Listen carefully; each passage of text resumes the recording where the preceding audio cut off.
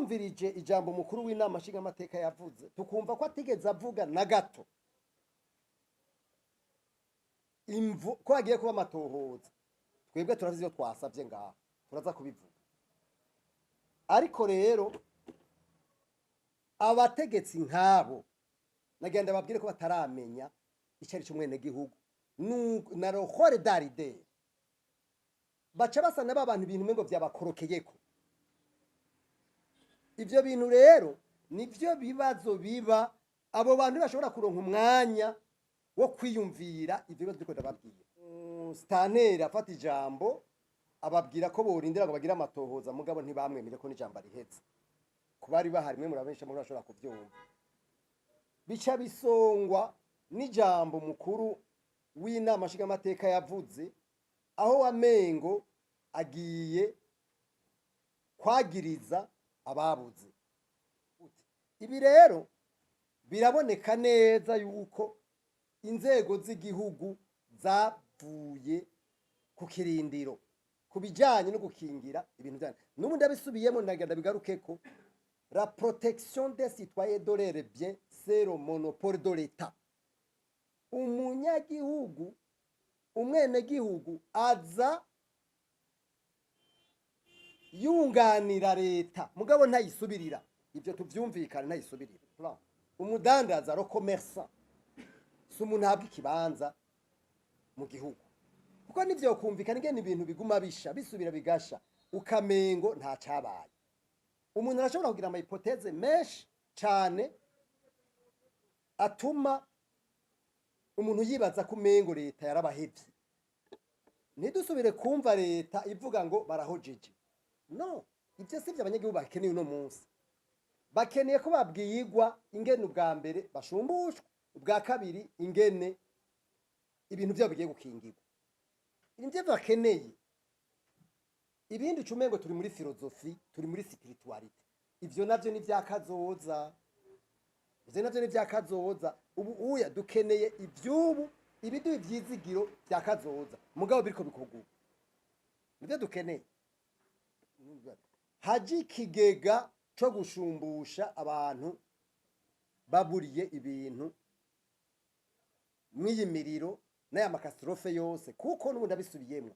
Ubonye hari ibintu byononekaye mu gihugu, mbega ndababaza, mbe mwari muzi yuko n'umugabo n'umugore iyo bagwanye mu rugo leta ibibazo, mbe mwari mubizi?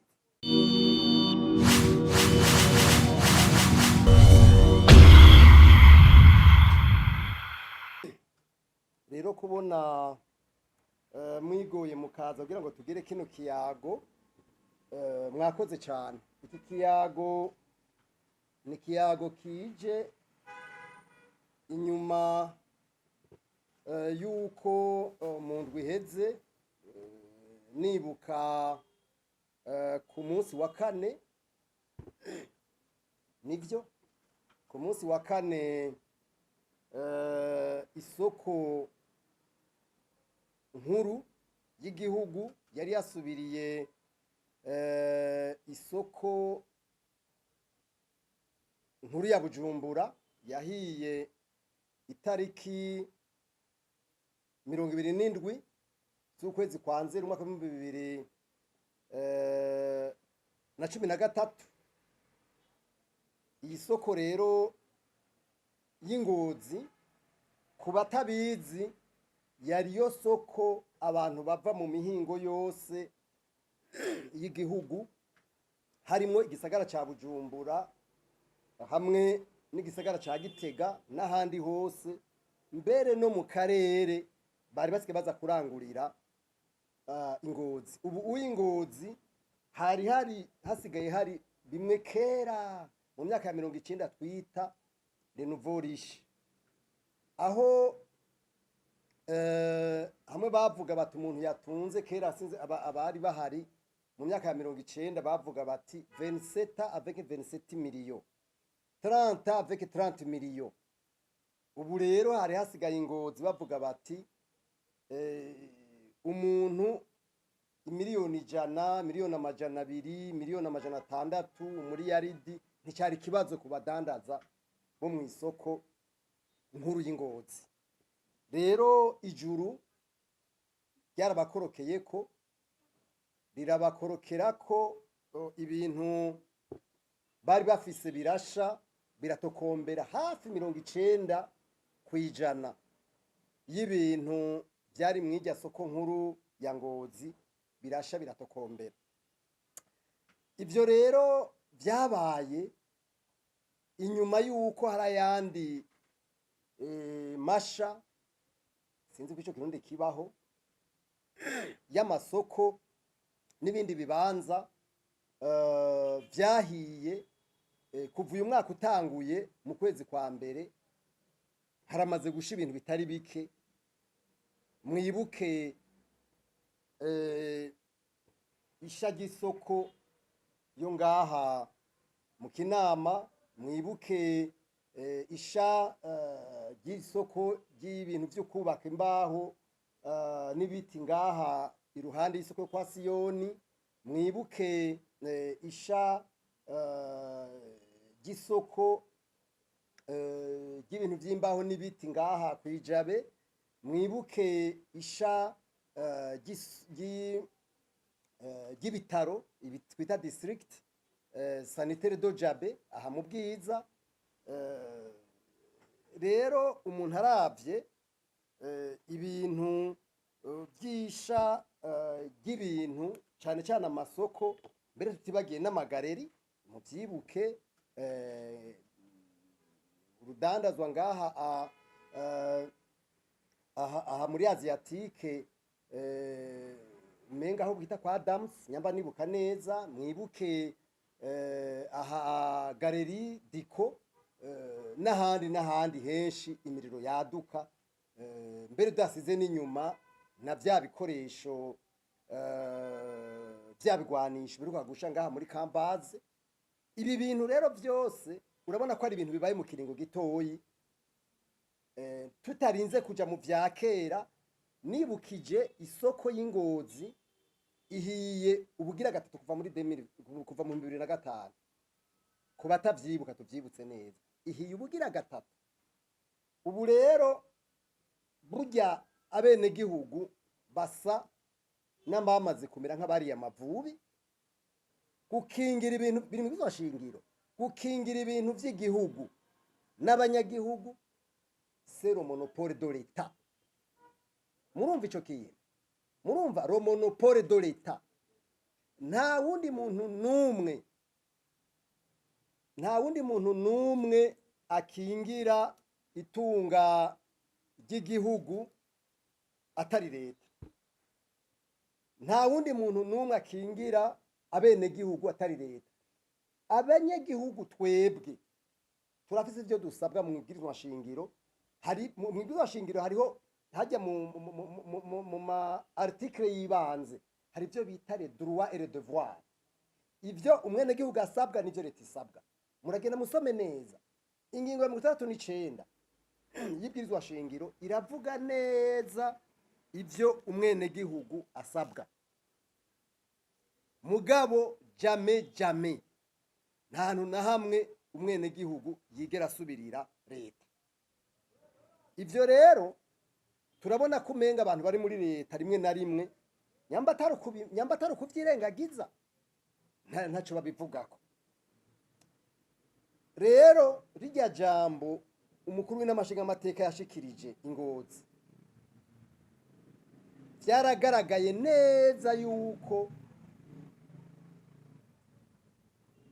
leta umengo yaribagiye uruhara rwayo mu gukingira ubutunzi bwa bene gihugu. Ndabaha akarero gasanzwe. None ubu uya ko leta yafashe ingingo yuko meme n'umworo, meme n'imfuvyi, meme n'umupfakazi naho baba baramwubakiye akazu bagira pavage aho baba. Si leta yafashe ingingo ntiyabategetse. None habuze iki leta ngo ifate ingingo kugira ngo hakingigwe ibintu by'abantu nabo nyene? Mwarumvise iyi soko aha murazi yuko nabibabwiye isoko nkuru ya Ngozi ibintu vyariyo vyahiye hafi 80% ivyariyo vyose. Mugabo kuva aho bumviye buriya butumwa bw'umukuru w'inamashinga amateka, Stanley akababwira yuko borindira ngo haba amatohoza kubera batakigira imyizigiro mu majambo y'abatware bavuga.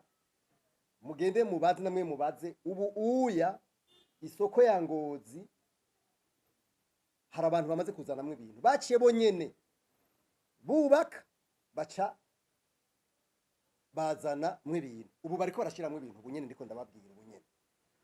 None mwe mwumva iyumvire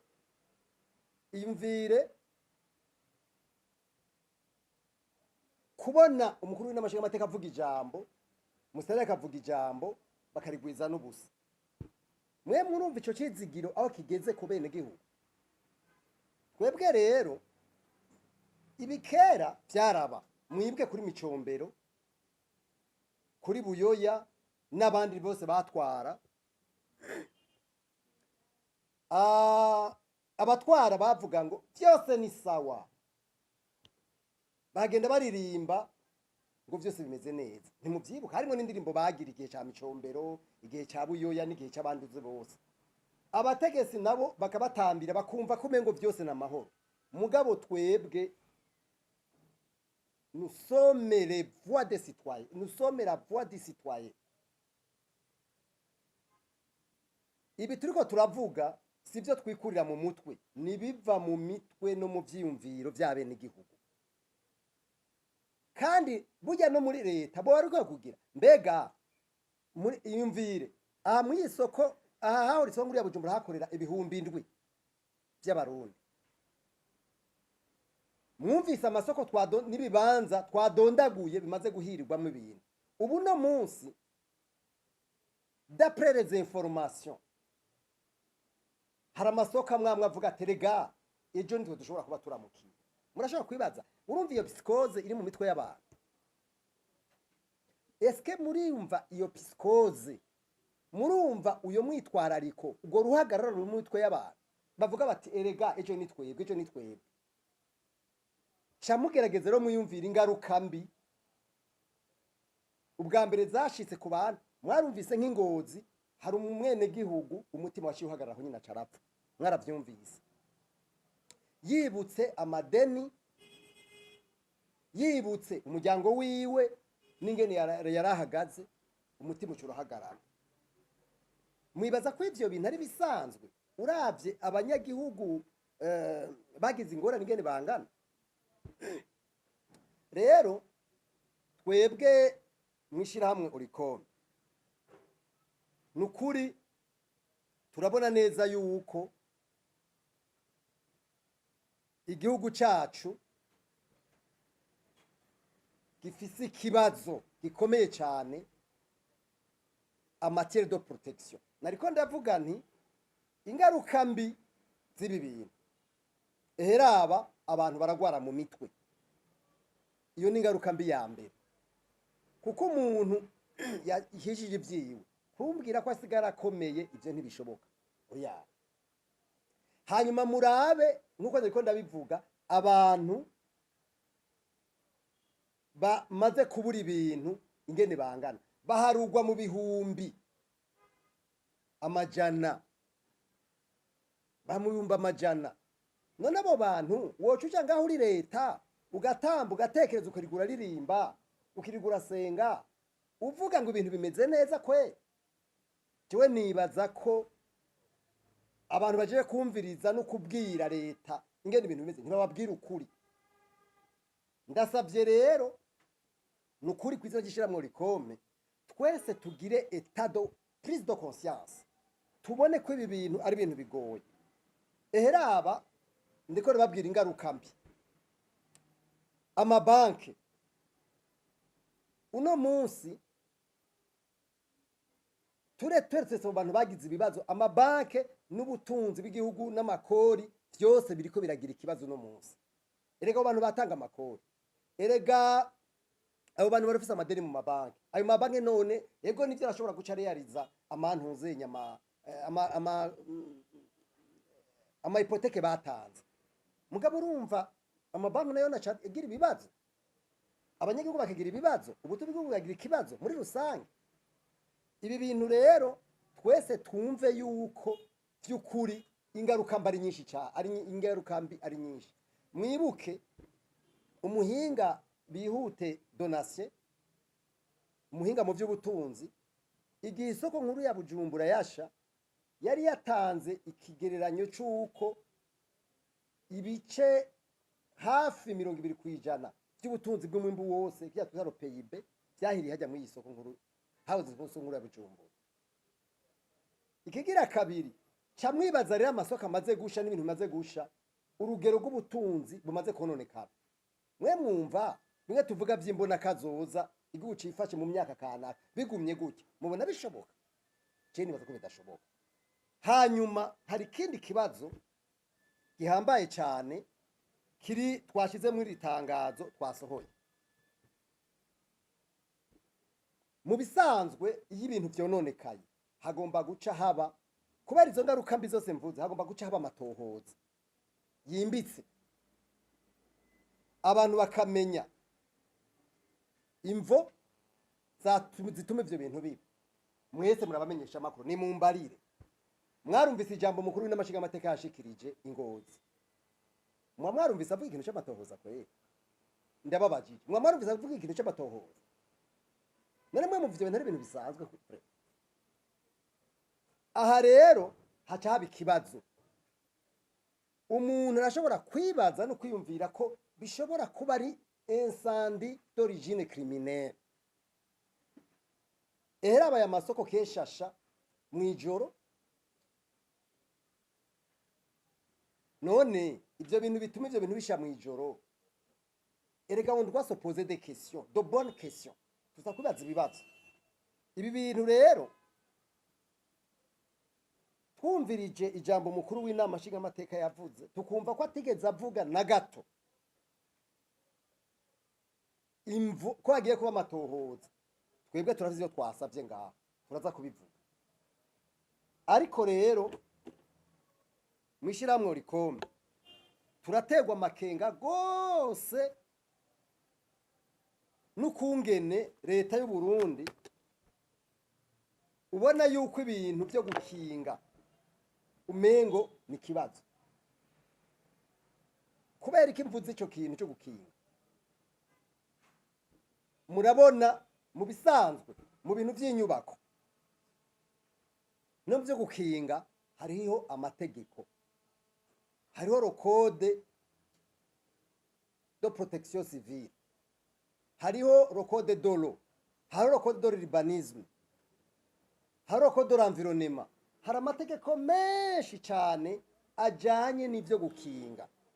Mugana nagira ndababwire yuko kuva tumaze kubona ibi bintu by'amasanganya ndavyiteguye kubera turamenya imvo biba, mwibuke ndabaye nk'ibintu nka bitatu mwese muzi. Muribuka y'amazi yatera ngaha mu Gatunguru, abari bahari byo byose si bya kera, muravyibuka mu Gatunguru amazi ngene yateye ngaha. Muribuka Tanganyika Ruduga n'inzuzi, muribuka ibintu byononeka, ntimubibuka mwebwe? Muribuka ibi bintu by'isoko nkuru, ibyisha by'isoko nkuru ya Bujumbura, ntimubyibuka mwese? None kuva ivyo ndabahaye ibyo bintu bitatu, mwoshobora kwibaza, mwoshobora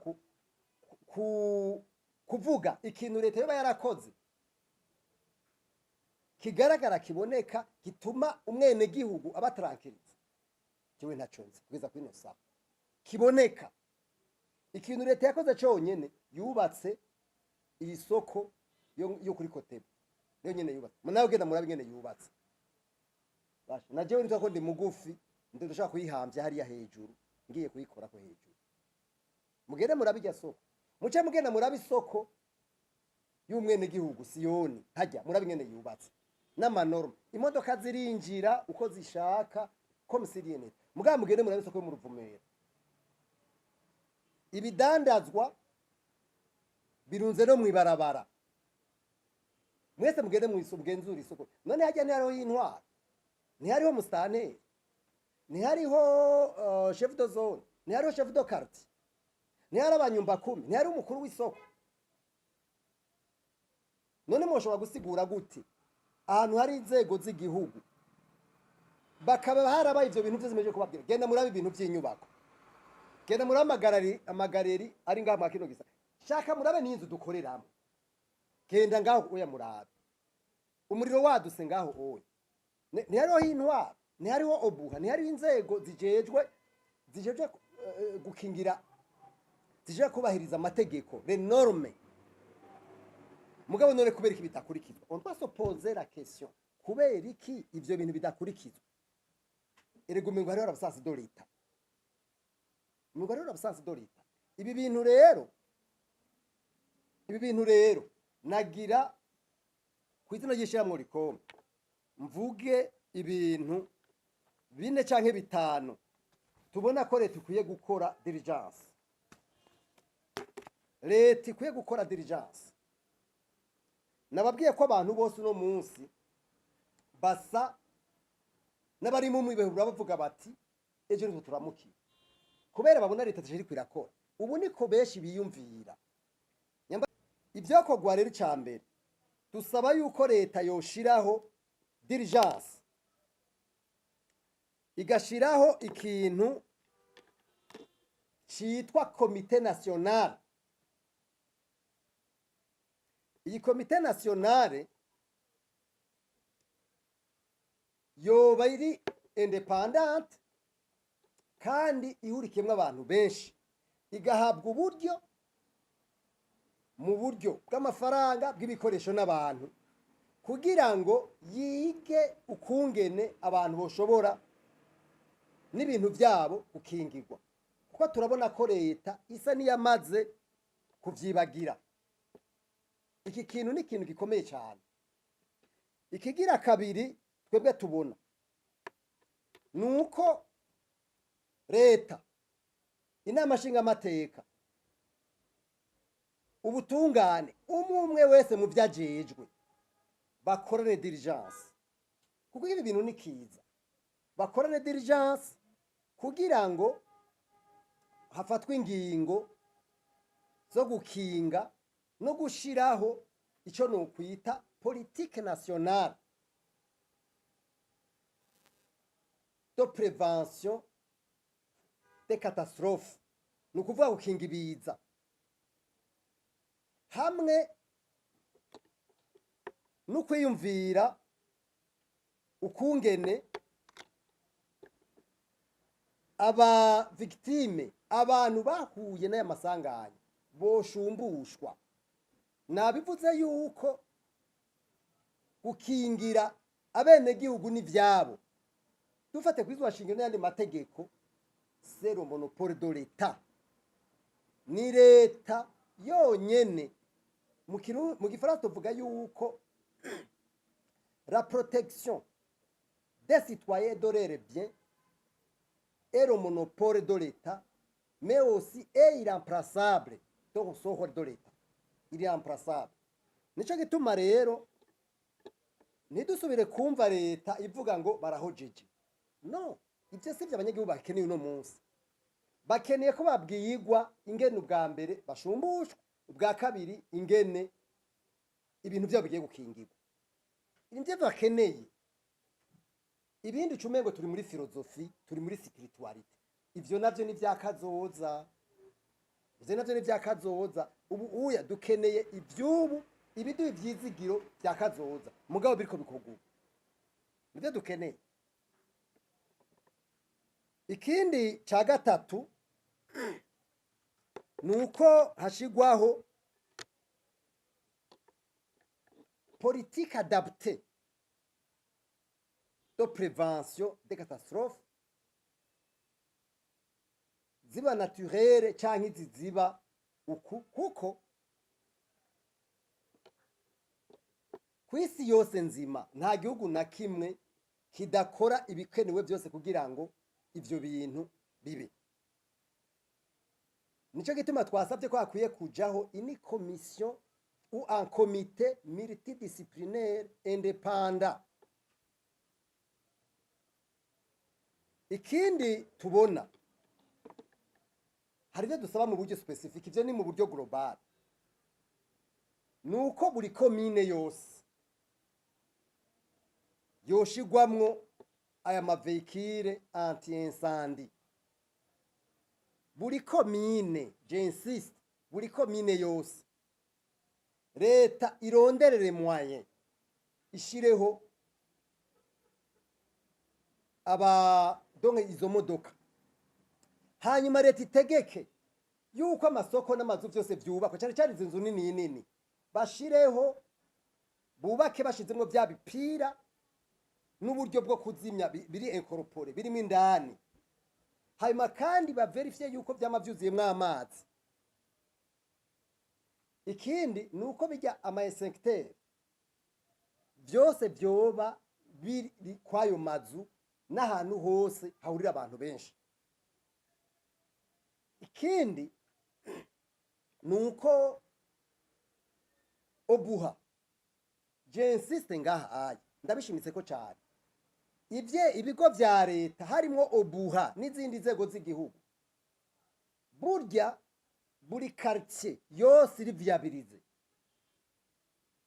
amazu bagomba ibintu byose by'inyubako byagomba kubakwa.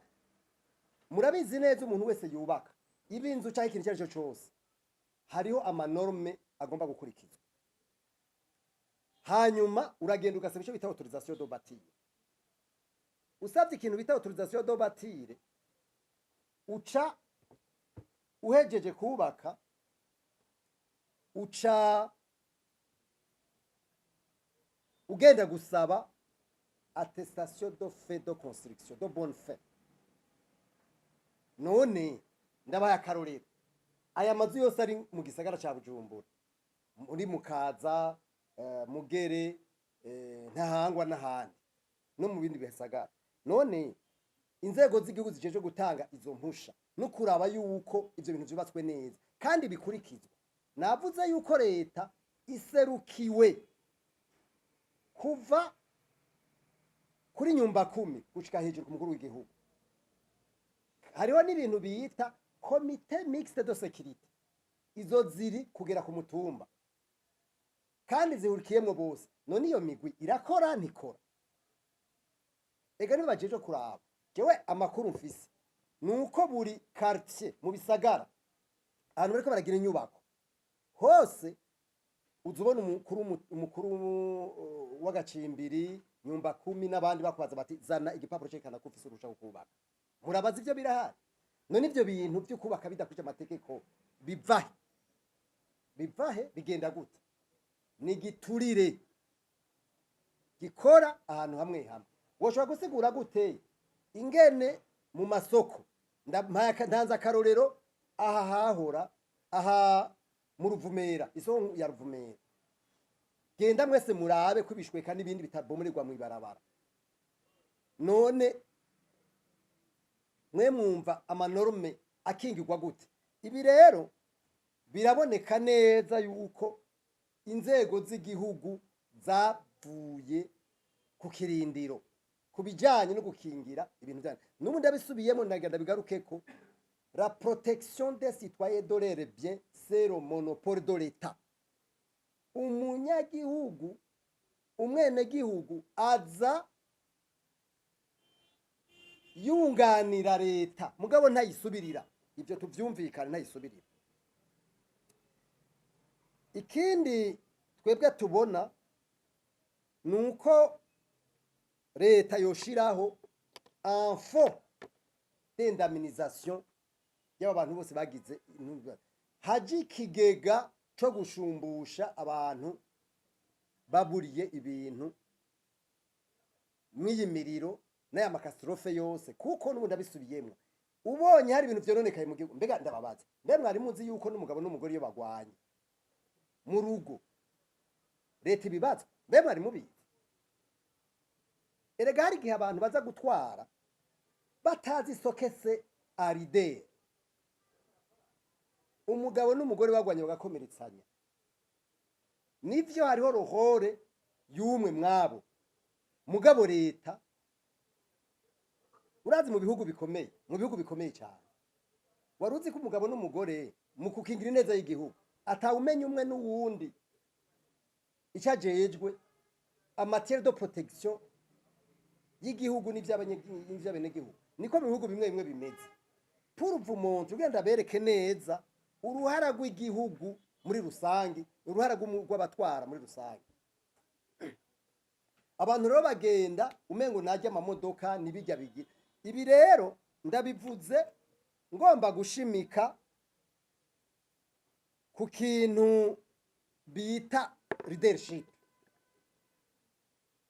Ikindi kintu tubona mu guheraheza nuko tubona yuko umengo leta dandaza arirorege arariere plan umudandaza ro commerçant sumuntu habwa ikibanza mu gihugu kuko nivyo kumvikana ingene ibintu biguma bisubira bigasha ukamengo nta cabaye umuntu arashobora kugira ama hypothèse menshi cyane atuma umuntu yibaza ko umengo leta yarabahevye.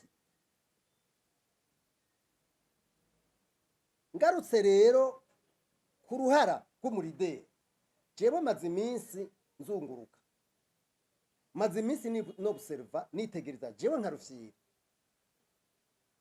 hari ahantu mperuka kuja kuzunguruka ndaba nsanga muhava mweza ngo ntibijaye mbwa birajanye nshaka kuzana uruhara rw'abantu barongora iyo umuntu ari imbere y'abandi adafashe ikibanza mu bwenge bwiwe ngo ahe ikibanza gikwiye l'intérêt du citoyen inyungu y'umwene gihugu usanga acaho ikibanza ibintu jewe no kwita ko ari secteur canke ibintu ubona ko atari byari bikwiye. Jewe maze iminsi ngenda ugaca usanga no mu manza zisanzwe izi privé aba twita abasuku abandi bitwa ngo nabategetsi ugaca usanga imodoka iraje mari idarapo ry'umugambwe muri yo ugaca umengo umugambwe wahindutse igihugu ugaca umengo umugambwe wasubiriye ibintu byose ugaca usanga ugaca ugerageza kwiyumvira mu bwenge bw'uyo mutegetsi mu bwenge bw'uyo muntu none iyo muntu atazi gutandukanya igihe cya kampanye ya politiki atazi gutandukanya igihe cy'imyiyamamazo agafata imodoka y'igihugu akayikwitamo amadarapo y'umugambwe uyo muntu azogira umwanya uyuwe wo kwiyumvira izo neza ivyo bibazo bihanze abanyagihugu harimo n'ibi bintu vyisha n'ibibiza vyisha ry'amasoko n'ibindi vy'igihugu mu gihugu afata umwanya ryari reka ndabakandi karoro gasanzwe mu ndwi iheze sinzi ahantu nagiye sinovuga hariho ngaha mu gisagara ca Bujumbura haza umuntu sinamenye uwo mutegetsi uwari aca yaragiye sinzi ko yaragiye kwivuza ahantu umugabo yagiye ahantu mbona uwo mwanya nyene arazibiye ibarabara rihuriramwo bita boulevard rihuriramwo hari imodoka ziduga n'izimanuka n'izigenda zikitse gutya ubwo nyene araza ashashikara zibira ayo mayira yose uko arane ni ukuvuga ko irapararize toute la ville. Ariko agenda babwira ko n'umuguru w'igihugu muramaze kubibona iyo agomba arengane sinzi ko muvyibuka iyo agomba arengane nta minota 15 ihera ibarabara bazibiye kandi hamhera isaha bariko baragira imodoka zigenda gutya kugira ngo abantu bitunganye sinzi ko murabibona urabona ko arimo ubuhinga bukomeye iyo umukuru w'igihugu agomba kurengana none uyo muntu aza kuzibira igisagara cyose akagihagarika agiye kugira consultation médicale kuko jewe nivyo nabonye agacagara igisagara cyose ivyo bintu mwe mumva ari ibintu bisanzwe mumbabarire ivyo oya bica bisa n'umuntu umwe yigeze kuja ngaha kuri T2000 ico gihe uyo muntu sinokuri ndavuga izina ryiwe arazwi yagiye kuri T2000 agiye kugura ikintu muri T2000 aca yugara ibarabara ryose mbere yahora jano ngaha kuri alimentation abita kwa katikati akazibira ibarabara ryose. Abategetsi nkabo nagenda babwire ko bataramenya icari cy'umwene gihugu na rohore daride baca basana babantu ibintu mengo vyabakorokeyeko. Ivyo bintu rero nivyo bibazo biba abo bantu bashobora kuronka umwanya wo kwiyumvira ivyo bibazo biko ndababwiye. Nico gituma nagira nshime ibintu vyagiye muri ya stratégie nationale de lutte contre la corruption, aho imbere yuko umuntu azobanza gushirwa mu mabanga bazobanza kugira enquête de moralité y'uwo muntu. Ere ugiye kuraba abantu nk'abo bagira ibintu nk'ivyo burya usanga rere moralité ziri duteze, mbabare kubivuga gutyo, kuko burya umuntu atwara ntagira ico bita ntagira vie privée. Burya nivyo bafungura n'ingene bagira byose tugomba meme n'imishahara yabo n'ubutunzi bwabo. Nico uzogende murabe muri Senegal cyangwa mu bindi bihugu usanga ibintu byabo biri ku masite no n'ahandi n'ahandi. Nico gituma hariho des principes bitara transparence, redevabilité, gukorera ku mugaragaro, kubazwa ivyo uri kurakora, redevabilité n'ibindi. Mugabo kubera atari interioriza neza, ubona ko abantu bamwe baza gutwara umengo bibakorokerako. Nico gituma ubona tugira ibi bibazo byose ntagire ikintu na kimwe cyamye. Mu ncamake rero ibi tuvuze ni ibintu vyihuta cyane gukorwa, cyane nagira nsubire nibutse yuko leta aro monopole de protection des citoyens et de leurs biens et de donc ibi rero ni ibintu nibaza ko vyihuta cyane gukorwa. Ndabashime ndabakengurukiye, murakoze.